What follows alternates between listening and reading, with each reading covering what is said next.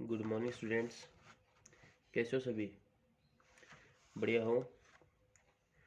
देखो, अपनी जो ग्रामर की क्लासेस चल रही थी, इंग्लिश ग्रामर में हमने 4 टॉपिक कंप्लीट कर लिए थे। टेंस का, वॉइस का, नरेशन का और मॉडल्स का। अपना जो 5वां टॉपिक चल रहा था क्लोज का, जो कि हमने 2-3 पिछले क्लासों में पढ़ा। अभी ये टॉपिक अपनी आज और कल की क्लास में कंप्लीट हो जाएगा।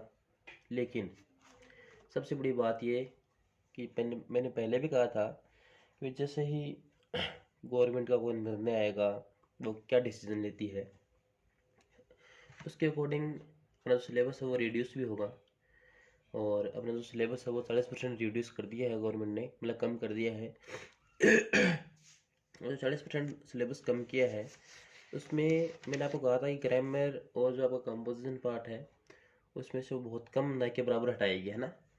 तो गवर्नमेंट ने क्या कम किया है, क्या कम नहीं किया है, वो मैं आपको पूरा आगे जो वीडियो होगा बनेगा उसमें पूरा समझाऊंगा अच्छी तरीके से कि गवर्नमेंट ने किन किन चीज़ों में, भाई कौन सी बुक में आपका कितना पार्ट कम किया है ना। कौन सी बुक में से आपको कितना पढ़ना है। हालांकि अब गवर्नमेंट ने अभी क्लासेज के लिए भी ऑथराइज्ड कर दिया है 10 से 12 की पहले, है ना। तो जैसे आपकी स्कूलें लगेंगी तो आपको स्कूल में अच्छी तरीके से और भी बता दिया जाएगा। तो बात कर रहे थे हमें टॉपिक ग्रामर की। तो ग्रामर में जो टेंस, वॉइस, नरेशन और जो मॉडल्स हैं 10th क्लास में, वो चारों के चारों टॉपिक आएंगे। भाई टेंस, वॉइस, नरेशन और मॉडल्स, चार टॉपिक आपने पढ़े हैं, वो 4 के 4 टॉपिक आपके आएंगे। उनमें कुछ भी कमी नहीं किया है, कुछ भी नहीं हटाया गया है ना। तो जो 5वां टॉपिक हम जो क्लोज ये पढ़ रहे हैं, इस टॉपिक को तो हम आज और कल की क्लास में प्रयास करेंगे कि आज की क्लास में ये कंप्लीट हो। हालांकि आपके जो क्लोज टॉपिक है हटा दिया गया है नहीं है, लेकिन अपने जो ये टॉपिक अधूरा रह जाएगा। कुछ बच्चों ने अपनी नोटबुक में इनको डाल दिया इसको, तो इन फ्यूचर काम है। उसके लिए हम इस टॉपिक को आज की क्लास में कंप्लीट कर देंगे क्लास में, है ना। अगर बात करें 9th की, तो 9th में अगर हम बात करें तो 9th में जो ग्रामर है उनमें सिर्फ 4 टॉपिक छोटे हैं। सिर्फ 4 ही टॉपिक आपको पढ़ने हैं। जो 8-9 टॉपिक आप पढ़ते थे वो नहीं पढ़ने पड़ेंगे अब आपको। 4 टॉपिक आपको ये पढ़ने हैं। आप एक तो टेंस है जो आपने पढ़ लिया है, आपके आगे सब्जेक्ट वर्ब एग्रीमेंट है या सब्जेक्ट वर्ब कॉन्कॉर्ड बोल दो, एक डिटरमाइनर्स है और एक प्रपोजिशंस है ना। जिसको आप प्रीपोजिशन बोलते हैं ना, प्रीपोजिशन, डिटरमाइनर और सब्जेक्ट वर्ब एग्रीमेंट और टेंस, 4 टॉपिक पढ़ने हैं आपको। तो आज की जो क्लास है, उस क्लास का मेरा उद्देश्य इतना ही है कि आज की क्लास में मेरा जो क्लोजर टॉपिक चल रहा था, जो 9th में भी था, है ना, अपने आपके 10th में भी था, तो ये टॉपिक जिन बच्चों ने राइट डाउन कर रखा है उनके बीच में इसको होल्ड नहीं करना पड़े, इसके लिए हम थोड़ा सा इसको रिकैप जल्दी कर दूंगा, इसको थोड़ा जल्दी बता दूंगा। और आज प्रयास करेंगे कि आज की क्लास में ये कंप्लीट हो। उसके बाद में जो आगे की क्लास बनेंगे उसमें मैं जैसे कि 9th की क्लास में 9th के अकॉर्डिंग पूरा उसको बताऊंगा कि आपकी ये बुक्स हैं, इतने नंबर का पेपर आएगा, है ना, उस पर पूरा चर्चा करेंगे। उसके बाद जो आपकी ग्रामर की जो क्लासेज हैं वो होंगी, ठीक है ना। और जल्दी ही आपकी स्कूलें भी खुलने वाली हैं। 10th में अपने को जैसे अपनी ग्रामर कंप्लीट हो चुकी है क्योंकि हमने 4 टॉपिक पढ़ लिए हैं, है ना। तो अपन को अगला जो टॉपिक स्टार्ट करेंगे वो कंपोजिशन का स्टार्ट करेंगे, ठीक है। तो आज की क्लास से आपके लिए मत समझना कि भाई अपना टॉपिक हटा दिया गया है तो अपने काम के नहीं है। ये जो टॉपिक ऐसा टॉपिक है ये इन फ्यूचर भी काम में आएगा, ठीक है। तो हम पढ़ रहे थे एडजेक्टिव क्लॉज या रिलेटिव क्लॉज। अगर बात करें एडजेक्टिव क्लॉज या रिलेटिव क्लॉज की, तो सबसे पहले वह प्रोनाउन, वह प्रोनाउन जो दो सेंटेंसेज को जोड़ते समय स्वयं से पहले, मतलब खुद से पहले, स्वयं से पहले आए नाउन वर्ड, नाउन वर्ड से संबंध स्थापित करें, संबंध स्थापित करें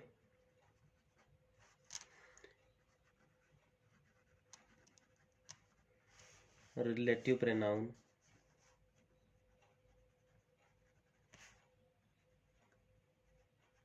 कहलाता है, रिलेटिव प्रोनाउन कहलाता है। ठीक है। अगर इसमें आगे बात करें, रिलेटिव प्रोनाउन, आरपी मतलब रिलेटिव प्रोनाउन को फर्स्ट सेंटेंस के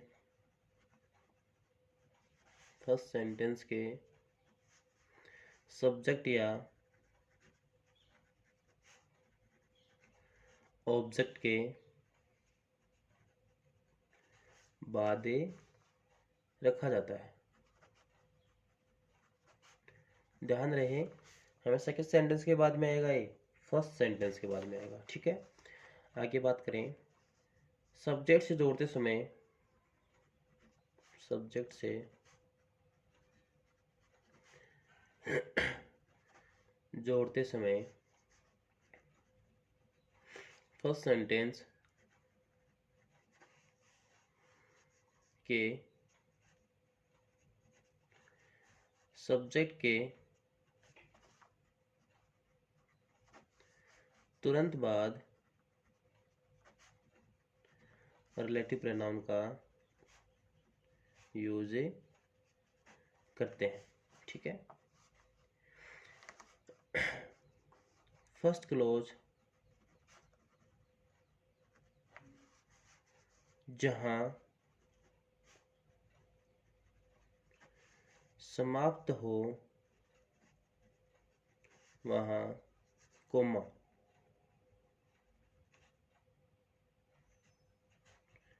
का यूज करते हैं। तो मैं थोड़ा सा स्पीडली पढ़ा रहा हूँ, लिख रहा हूँ, क्योंकि अपना ये टॉपिक अब क्या है, फर्टाइल हो चुका है ना, अनयूजफुल है अपने लिए, लेकिन अपना के बीच में नहीं रहे टॉपिक, इसलिए इसको थोड़ा सा स्पीडली पढ़ रहे हैं। ठीक है ना। मेन क्लोज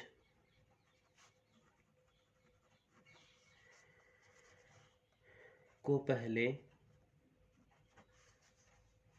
तथा मेन क्लोज पहले तो सबऑर्डिनेट क्लोज को बाद में, या फिर जो क्या बोल सकते हैं इसको, आश्रित क्लोज, तो डिपेंडेंट क्लोज होता है।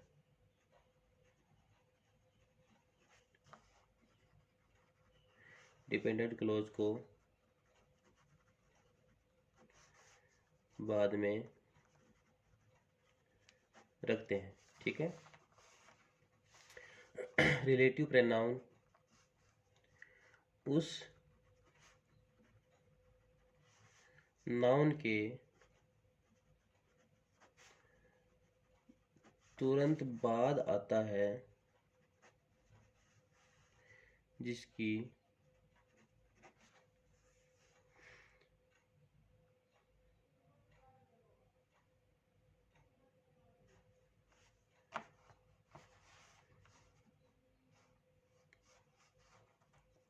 उस नाउन के तुरंत बाद आता है जिसके बारे में बताए।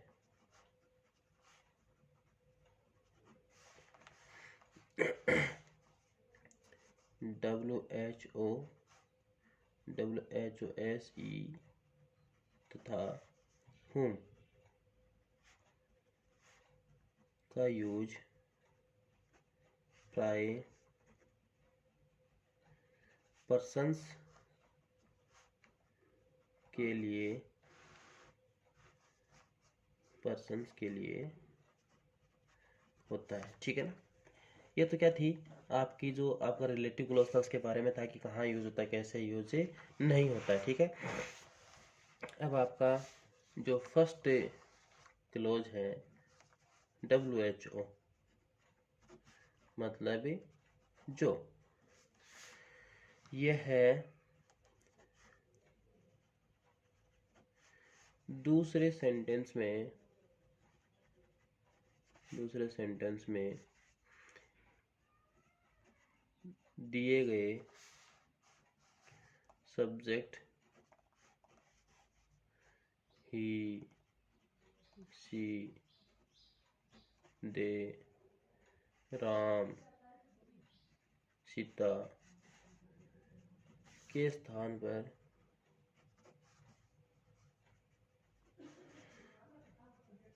प्रयुक्त होता है। ठीक है, तो WHO जो आपका क्लोज है वो कहाँ पे यूज होता है? ये जो दूसरा सेंटेंस में आपका जो सब्जेक्ट दिए होते हैं ना, उनके स्थान पे काम में आता है। इसके बाद हमेशा वर्ब का यूज करते हैं। ठीक है, ऐसा समझ में? मैं आपको जैसे कि एग्जाम्पल से समझाता हूँ। आई नो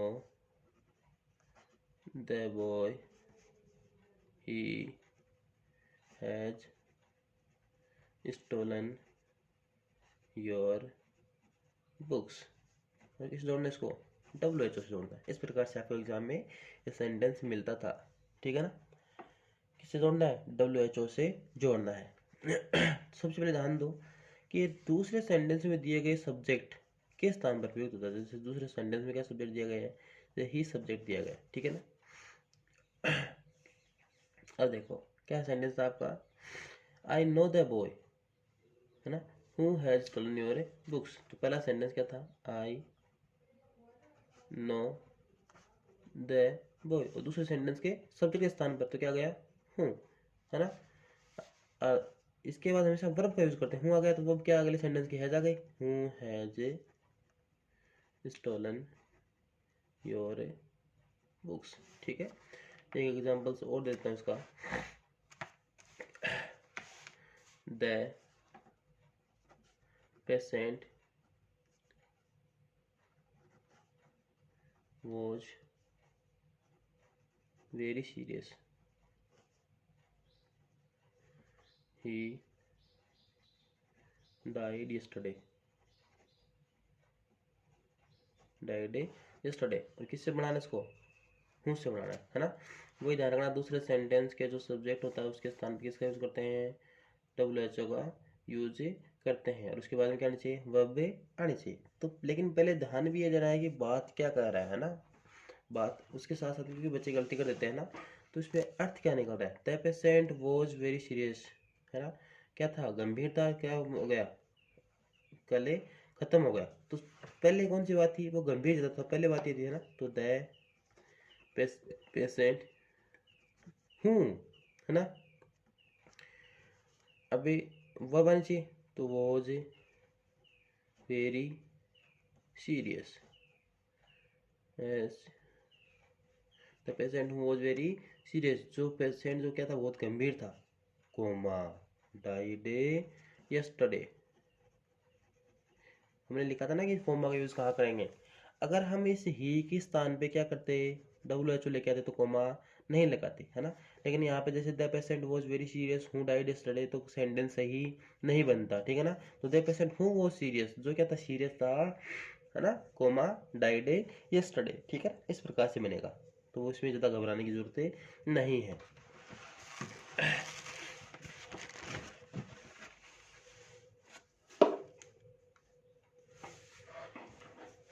आगे बात करेंगे विच की। अगर ये टॉपिक अपना नहीं हटता तो आपके लिए बहुत अच्छा टॉपिक था 3 नंबर का, लेकिन कोई नहीं। जो जो की, ठीक है, विच का यूज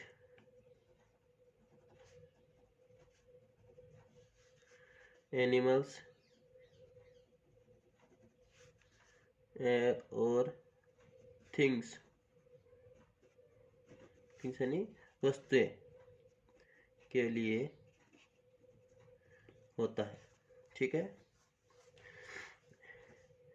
दूसरे सेंटेंस के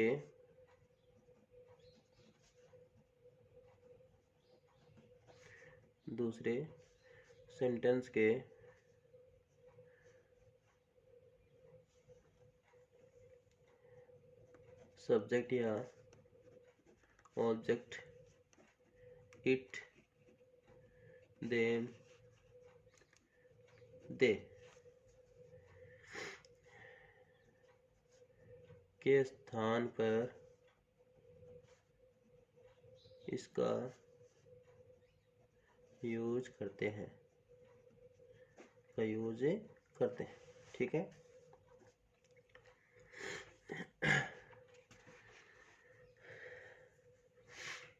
विच के बाद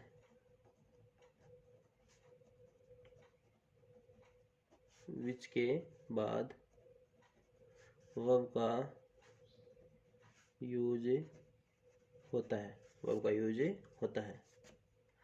फर्स्ट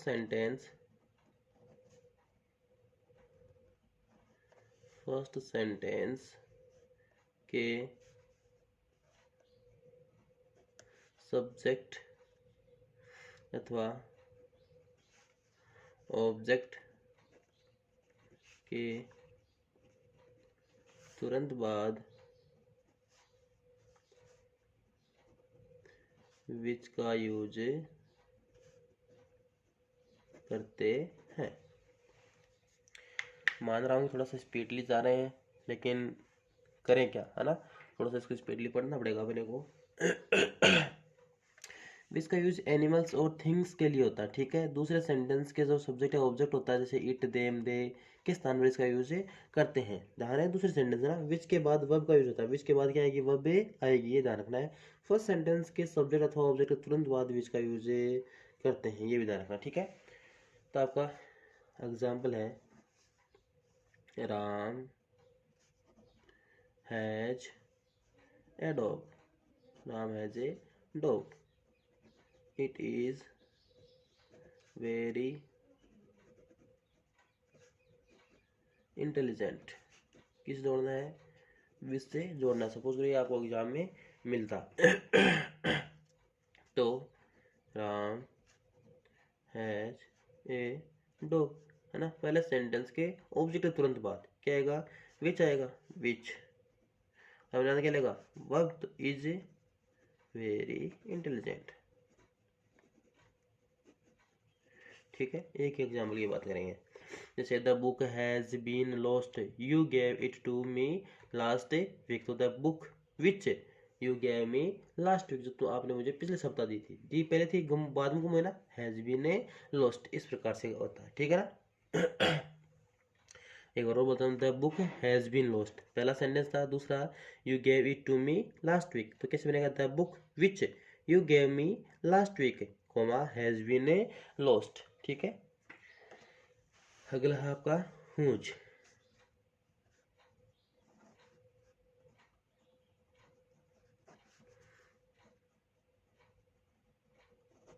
जिसका या जिसकी। ध्यान दें, तो दूसरा सेंटेंस होगा आपका, दूसरे सेंटेंस में संबंधवाचक सर्वनाम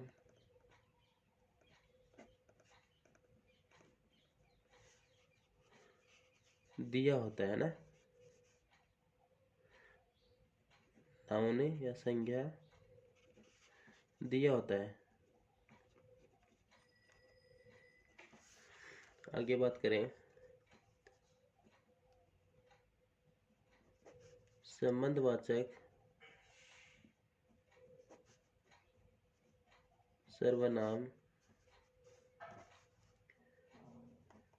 my, our, your, his, her, their को हटा देते हैं, क्या करते हैं, इनको हटा देंगे, ठीक है। फर्स्ट सेंटेंस के सब्जेक्ट अथवा ऑब्जेक्ट के तुरंत बाद हुज प्लस नाउन का यूज करते हैं।